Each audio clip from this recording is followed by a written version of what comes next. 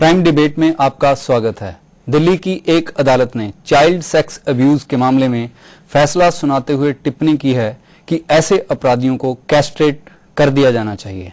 भारतीय कानून में ऐसा कोई प्रावधान नहीं है। इस हालात में सेशन जज कामनी लाओ की ये टिप्पणी क्या मायने रखती है? बाल यौन शोषण के मामले में फैसला सुनाते हुए कोर्ट की जज ने टिप्पणी की। मेरी राय में बाल यौन शोषण के दोषी के लिए कैस्ट्रेशन सबसे सही सजा है, लेकिन इस अदालत के हाथ बंधे हैं। कानून इसकी इजाजत नहीं देता है क्योंकि हमारे कानून निर्माताओं ने फिलहाल इस प्रावधान की ओर ध्यान नहीं दिया है। समाज में ऐसे वहशियों के लिए कोई जगह नहीं है। इनको अगर खुला छोड़ दिया जाए तो ये खास तौर पर औरतों और बच्चों के लिए बेहद घातक साबित हो सकते हैं। हमारे समाज में बढ़ते बाल अपराधों के मद्देनजर जज कामनी लॉ की ये टिप्पणी काफी मायने रखती है। बाल यौन शोषण के कई मामले हमें रोजाना सुनने को मिलते हैं और इस बात से भी इनकार नहीं किया जा सकता कि इनकी असल तादाद कहीं ज्यादा होगी। ऐसे में सवाल उठता है कि क्या हमारे मौजूदा कानूनों में कोई कमी रह गई है? ये इसलिए क्योंकि बढ़ते अपराधों से मालूम पड़ता है कि अपराधियों के मन में कानून का कोई डर रह नहीं गया है। तो क्या हमें कानून को और कड़ा बनाने की जरूरत है? कुछ देशों में बाल यौन शोषण के अपराधियों को केमिकली कैस्ट्रेट करने का कानूनी प्रावधान है। क्या अदालत का ये फैसला उसी तरफ बढ़ाया गया कदम है? अदालत की इस टिप्पणी के कई पहलू हैं, सामाजिक, मानसिक और कानूनी। पहलुओं पर बात करने के लिए हमारे साथ स्टूडियो में मौजूद हैं प्रोफेसर हरजिंदर सिंह, जो IIIT हैदराबाद में पढ़ाते हैं और हिंदी साहित्य में लालटू के नाम से इनकी अच्छी पहचान है। सुदर्शन गोयल, जो एक वकील हैं, और गौरव गौर, जो पंजाब यूनिवर्सिटी चंडीगढ़ के सेंटर फॉर सोशल वर्क्स में असिस्टेंट प्रोफेसर हैं। आप सभी का इस चर्चा में स्वागत है। प्रोफेसर हरजिंदर, हम आपसे शुरू करते हैं। इस मुद्दे पे जो जज की ये टिप्पणी आई है, आप इसको कैसे देखते हैं? देखिए, किसी भी अपराध की जो सजा दी जाती है उसका मुख्य उद्देश्य तो यही होना चाहिए कि ये सजा दोबारा ना हो, या इस तरह के जो की प्रवृत्ति अगर किसी दूसरे व्यक्ति में हो वो घबराए ऐसी सजा, इस तरह का कोई अपराध करने से। और अगर क्या इस तरह की सजा ये निश्चित करती है कि ऐसा अपराध न हो, मूलतः ये बात सोचने की जरूरत है। बाकी जो कानूनी दाव पेच है उसके बारे में खैर मेरी समझ तो इतनी कोई है नहीं, पर मुझे ऐसा लगता है कि एक ऐसे समाज में जहां कई तरह की तहें हैं समाज में और कई तरह के पूर्वाग्रह हैं, ये निश्चित कर पाना कि निश्चित रूप से जो अपराधी है उसने वो अपराध किया है, अपने आप में एक बहुत मुश्किल काम है। और मतलब ये अपराधों के बारे में एक सामान्य टिप्पणी मैं कर रहा हूं, केवल इसके बारे में नहीं। इसमें तो कोई दो राय हो ही नहीं सकती कि एक बच्चे के साथ इस तरह की कोई हरकत करना, ऐसा हिंसक कार्य करना एक बहुत बड़ा अपराध है। पर क्या सचमुच हमने अपराधी को आइडेंटिफाई किया है सही ढंग से? ये बहुत बड़ा सवाल है। और इस तरह की सजाओं से क्या ऐसी हिंसा रुक जाएगी? जिसका कास्ट्रेशन किया गया है वो एक हिंसक प्रवृत्ति का व्यक्ति है।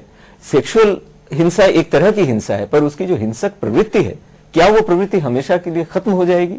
इस बात पर ध्यान देना मुझे लगता है ज्यादा जरूरी है, और वो इस तरह की सजा के साथ शायद न हो सके। बिल्कुल ठीक। सुदर्शन जी, जो आप इसको कानूनी पक्ष से कैसे देखते हैं? देखिए, जो प्रोफेसर साहब ने बात कही उसमें मैं थोड़ा सा डिसएग्री इसलिए करता हूं कि जो सजा होती है, कोई भी सजा दी जाए, चाहे वो 1 साल की है चाहे उम्र कैद है, वो पोस्ट कन्विक्शन है।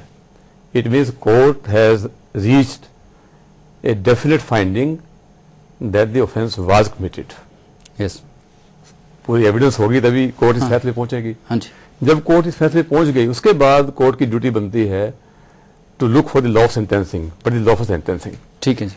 सेंटेंसिंग के मामले में castration I will not support. It's not a neither warranted by the statute not available anywhere in the world. It would be inhuman. ये पूरी दुनिया में कुछ मुल्कों में है, किसी जैसे अमेरिका के 8 स्टेट्स में है। अमेरिका में था, अब नहीं है। अमेरिका में, पोलैंड में है, पोलैंड को मुझे नहीं पता, साउथ कोरिया में है। इन मुल्कों में है, लेकिन उसमें एक जो पूरा रुझान दिखाई देता है वो ये है कि 2000 के बाद की ये सारी बातें हैं। अमेरिका में यूएस सेंटेंसिंग कमीशन है।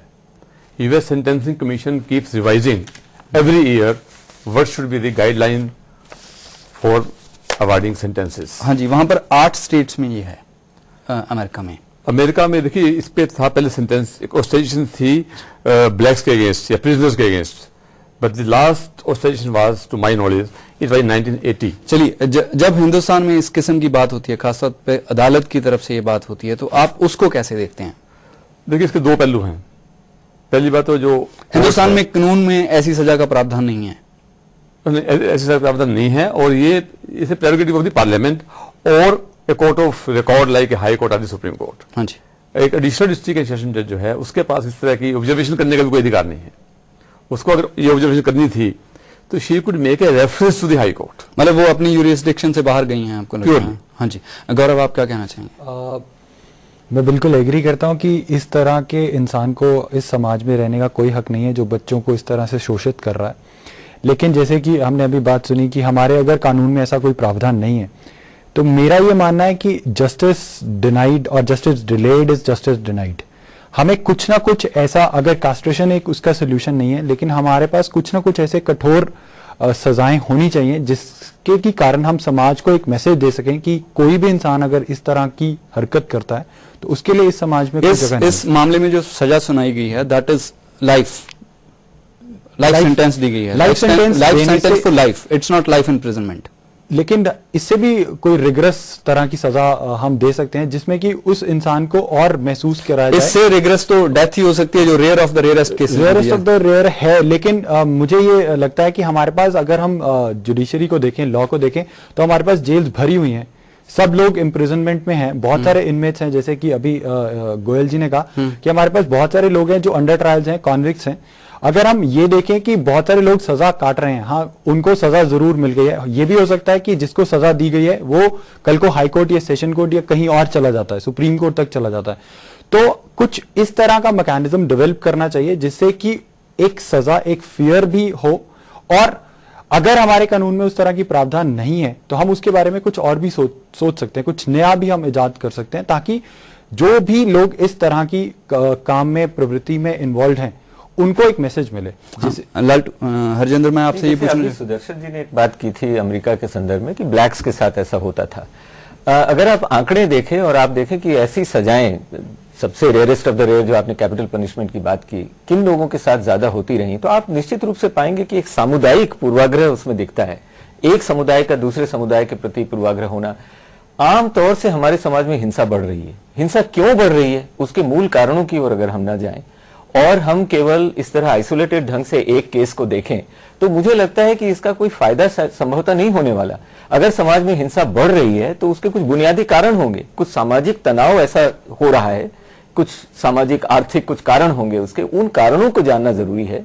और फिर हमें इन बातों को भी देखना जरूरी है कि क्या ये मानसिक स्वास्थ्य की समस्या है। अगर ये मानसिक स्वास्थ्य की समस्या है कि हिंसा बढ़ रही है, तो उसका तरीका कुछ और होना चाहिए, और हो सकता है कि ऐसी संभावनाओं को पहले से समझते हुए पहले से उसके उपचार की कोई व्यवस्था होनी चाहिए। और घटनाएं होने के बाद जागरूक होना, ये गलत एक तरीका मुझे लगता है। गौरव, आप कुछ यहाँ पे प्रोफेसर हरजिंदर के साथ बीच में एक छोटी सी चीज जोड़ना चाहता हूँ। अगर आप आंकड़ों की बात करें तो गवर्नमेंट ऑफ इंडिया ने, मिनिस्ट्री ऑफ चाइल्ड वेलफेयर ने अभी कुछ साल पहले एक सर्वे कराया था जो कि यूनिसेफ के साथ मिलकर हुआ था, जिसमें कि रिपोर्ट में वो 13 स्टेट्स में भारत की करवाया गया था, और जिसमें ये आया था कि 53% जो बच्चे हैं वो सेक्सुअली अब्यूज होते हैं इंडिया में कभी ना कभी। तो जो सर ने बात बोली जिस तरह से कि अगर सामाजिक तौर पे हम देखें, बहुत सारे ऐसे केसेस हैं जो हमारे पास सामने आते ही नहीं है, और अगर आते हैं तो उसमें कहीं ना कहीं परिवार का कोई ना कोई एक सदस्य भी इन्वॉल्व हो सकता है। क्योंकि ऐसी इस किस्म की जो हिंसा है वो जब बच्चों के साथ होती है, वो या तो घर के अंदर ही हो या आस पड़ोस में कहीं जान पहचान में ही बहुत क्लोज एक रिलेशनशिप होता है, एक बहुत क्लोज सर्कल होता है जो उस फैमिली के साथ, उस बच्चे के साथ बहुत करीब से जुड़ा होता है इंसान, वही उस बच्चे को एक्सप्लॉइट करने की कोशिश करता है। तो जो सर बात बोल रहे हैं वो मैं उससे एग्री करता हूं कि सोशलाइजेशन के बारे में भी हमें यहां सोचना चाहिए, और बच्चों की एम्पावरमेंट के बारे में भी हमें सोचना चाहिए, और उनको भी डे वन से ही हमें कुछ इस तरह की गाइडिंग, इस तरह का मैकेनिज्म डेवलप करना चाहिए कि इस तरह की प्रॉब्लम्स लॉन्ग टर्म में हो ही ना। मतलब आपको लगता है कि सोशल इनिशिएटिव्स होने चाहिए? हाँ। और अगर आप down the line southern states की बात करें, वहां पे बहुत सारे ऐसे प्रोग्राम्स, बहुत सारे ऐसे इनिशिएटिव्स, बहुत सारी ऐसी इंटरवेंशंस आपको मिलेंगी जहां पे कि बिल बोर्ड्स पे, बहुत बड़े साइन बोर्ड्स के ऊपर बहुत सारे इनिशिएटिव्स लिखे होते हैं। जैसे अभी एक इनिशिएटिव हमने देखा, शायद चेन्नई की बात है, वहां पे लिखा हुआ था your sweetest neighbour versus his touch and the sweet chocolate. So which is a clear kind of indication कि कोई ना कोई जो आपकी फैमिली के साथ जुड़ा हुआ है, आपके सर्कल में है, जो कि आपके बच्चे को एक्सप्लॉइट कर सकता है, और वही पर ये एक अलग किस्म का एक फियर साइकोसिस क्रिएट करने वाली भी बात इसमें आ जाती है। हमारे साथ एक कॉलर जुड़े हुए हैं, उनसे पूछ लेते हैं। हाँ जी, आप कहाँ से बोल रहे हैं और आपका नाम क्या है? मैं पठानकोट से नीरज बोल रही हूँ। हाँ जी। मैं इसके सामाजिक पहलू पे बात करना चाहती हूँ कि यहाँ पनिशमेंट की बात उठी है कि पीडोफाइल्स को पनिश किया जाना चाहिए, ये या वो पनिशमेंट होना चाहिए, लेकिन उससे भी ज्यादा पहले जरूरी है दी आइडेंटिफिकेशन, कि आइडेंटिफाई कैसे किया जाए, बिकॉज चाइल्ड जो है वो बहुत वल्नरेबल है और वो अपनी आवाज जो है सालों तक नहीं उठा सकता कि मेरे साथ किसी ने कुछ बुरा किया है। तो सबसे पहले तो आइडेंटिफिकेशन है, और समाज कितना जागरूक है इसके प्रति। हमारी खाप पंचायतें तो आज बनी हुई हैं जो मैच्योर पीपल को पनिश कर सकती हैं, लेकिन जो इस तरह से बेचारे मतलब बिल्कुल शक्तिहीन जो है हमारे बच्चे हैं, उनके प्रति खाप पंचायतें या जो सोसाइटी के नुमाइंदे हैं, क्या वो उसके प्रति ध्यान नहीं दे सकते हैं? एंड दूसरा, जो हमारा गवर्नमेंट का और सोसाइटी का आपस में इस तरह से कुछ कम्युनिकेशन होना चाहिए, लाइक आपस में इस तरह से तालमेल होना चाहिए सोसाइटी का और गवर्नमेंट का, कि ताकि दोनों तरह से, दोनों फ्रंट पे इसको सुलझाया जा सके और ज्यादा जिम्मेदार तरीके से किया जा सके। हाँ जी, आपका बहुत बहुत धन्यवाद। एक कॉलर हमारे साथ और जुड़े हैं। हाँ जी, आप कहाँ से बोल रहे हैं और आपका नाम क्या है? मेरा पिंड मत्ता है जी। हाँ जी, पूरे दे नाल है जी। हाँ जी, हाँ जी, हाँ जी, ठीक। हाँ जी, बोलो तुसी अगे। ठीक है, थैंक यू। फिर देखिए, इसमें जो ब्रॉडर पहलू है वो है लीगल रिफॉर्म्स का। हाँ जी, लीगल रिफॉर्म्स जो है इससे कंटिन्यूस प्रोसेस। हमारे कंट्री में एक लॉ कमीशन है। लॉ कमीशन की 50% से ज्यादा रिपोर्ट्स जो हैं वो आज तक गवर्नमेंट ने टेकअप ही नहीं की कंसिडर करने के लिए। पर इस पर्टिकुलर जो इशू है जिसके ऊपर हम बात कर रहे हैं, इसमें जो लीगल रिफॉर्म कहाँ से जुड़ते हैं? ये इशू जो है इसे part of the broader issue of law of sentencing. हाँ जी, लॉ ऑफ पेनोलॉजी भी कहते हैं। हाँ जी, तो सेंटेंसिंग गाइडलाइंस क्या होनी चाहिए? हाँ जी, किस ऑफेंस की क्या सजा हो, उसके लिए हमें continuously we need to keep reviewing our existing law and the law required in tune with social needs as well as in tune with keeping abreast with international laws. हाँ जी,